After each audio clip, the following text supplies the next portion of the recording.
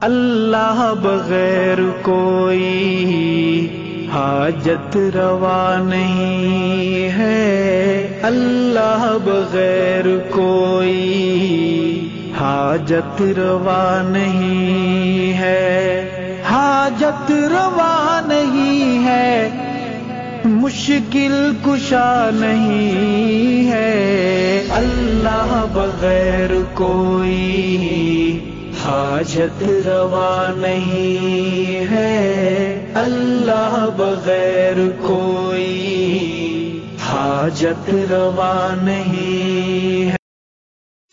الحمد لله الذي أبدع الأفلاك والأرضين، والصلاة والسلام على من كان نبيا وآدم بين الماء والطين وعلى آله وأصحابه أجمعين، أما بعد۔ علم اور تحقیق کے لحاظ سے اگر کسی یتیم اور لاوارث فرقے کو دیکھنا چاہو گے تو فرقہ اہل حدیث ہی کا نظارہ کیجیے۔ ویسے تو یہ حضرات جب بھی کسی ان پڑھ حنفی کو مذہب حنفی اور تقلید شرعی سے بدظن کرنا چاہتے ہیں تو ان سے یہی کہتے ہیں کہ جی کس امام کے پیچھے آخر چلو گے، چاروں میں اختلاف ہے، خود صاحبین اور شیخین کا اپنے آپس میں اختلافات موجود ہیں، ہر ایک کے متضاد فتووں سے کتب حنفی بھرے پڑے ہیں۔ آئیے مذہب اہل حدیث کو قبول کیجیے تاکہ امتیوں کی اختلافات اور متضاد فتووں سے جان ہی چھوٹ جائے۔ دیکھیں اتنی سی بات تو 100% کنفرم ہے کہ چاروں مشہور ائمہ کرام، اسی طرح صاحبین اور شیخین باتفاق امت مجتہدین یعنی فقہ اسلامی کے ماہرین فن ائمہ کرام ہیں۔ ان کا علمی اختلاف بھی رحمت ہے، اور اسی اختلاف کو معاندین اور حاسدین حضرات متضاد فتووں سے تعبیر کرتے ہیں۔ حالانکہ یہ بات محققین کے ہاں ردی کی ٹوکری میں پھینکنے کے قابل ہے۔ مجتہد کی تحقیق کے پیچھے چلو گے بہر صورت اجر ملے گا، چاہے مجتہد کی تحقیق صحیح ہو یا غلط، لیکن شر القرون کے نااہل مولیوں کی اگر اتباع کرو گے تو بہر صورت گناہ ہی گناہ ملے گا، چاہے اس مولوی کی تحقیق و اجتہاد حق موافق ہی کیوں نہ ہو۔ آئیے آج غیر مقلدین کے معتبر علماء کرام کے متضاد فتوے انہی کی کتب سے دکھائیں گے تاکہ سادلو مسلمانوں کو پتہ چلے کہ متضاد فتووں کا مجموعہ کون ہے، احناف یا نام نہاد اہل حدیث حضرات۔ موضوع اول، تقلید کی شرعی حیثیت کیا ہے اور اس بارے میں غیر مقلدین کے علماء کرام کی فتاویات کیا ہیں، ان کی مختلف نظریں کیا ہیں۔ سوانح داؤد غزنوی غیر مقلدین کی مشہور کتاب ہے، اس میں غیر مقلد عالم لکھتا ہے عامی کے لیے تقلید مطلقاً واجب ہے۔ دیکھیے سوانح داؤد غزنوی صفحہ 375، اور ان کا دوسرا عالم لکھتا ہے تقلید ویسے مطلقاً ہی حرام ہے، عقیدہ مسلم از یحییٰ گوندلوی صفحہ 68۔ اب ایک مطلقاً واجب کہہ رہے ہیں اور دوسرا مطلقاً حرام کہہ رہا ہے، کس کی بات صحیح ہے اور کس کی غلط، فیصلہ غیر مقلدین خود ہی کر لیں۔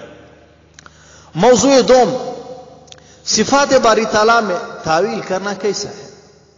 غیر مقلدین کا ایک عالم لکھتا ہے حضرت علی ابن مسعود ابن عباس اور ام المؤمنین حضرت ام سلمہ رضوان اللہ تعالی علیہم اجمعین سے تعویل کرنا منقول ہے، یعنی ان حضرات کا مذہب صفات والی آیات میں تعویل کرنا ہے۔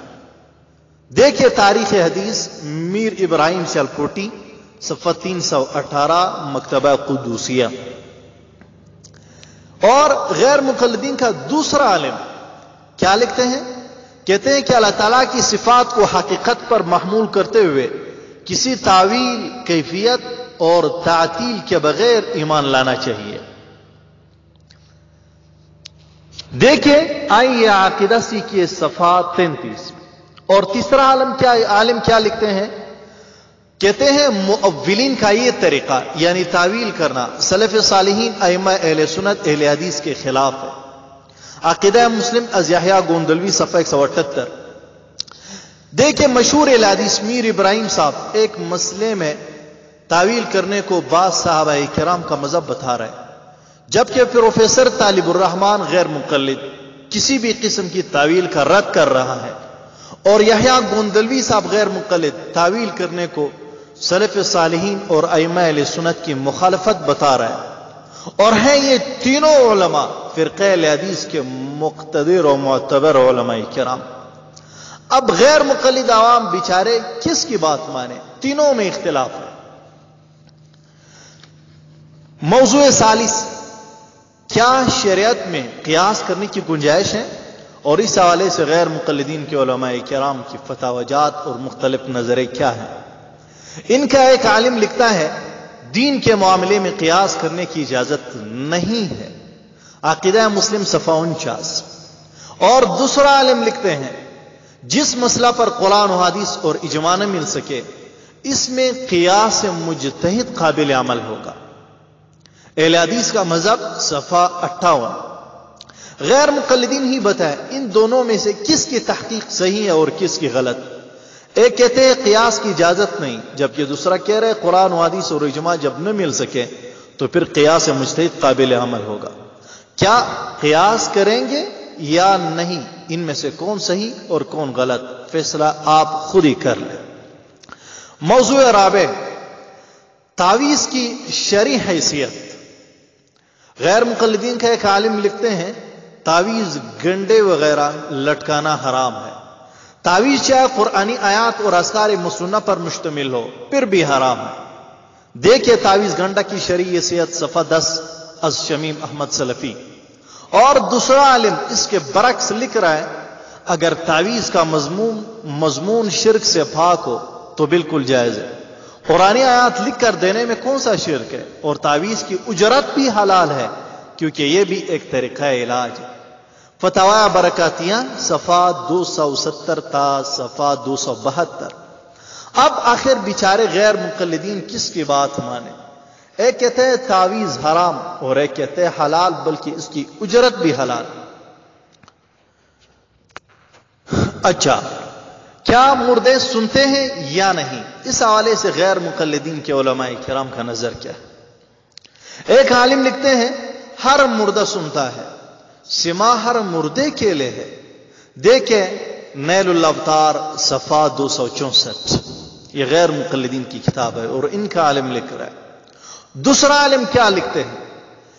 کہتے ہیں مردے نہیں سنتے، وہ مردہ ہی کیا ہوا جو سنتا ہو.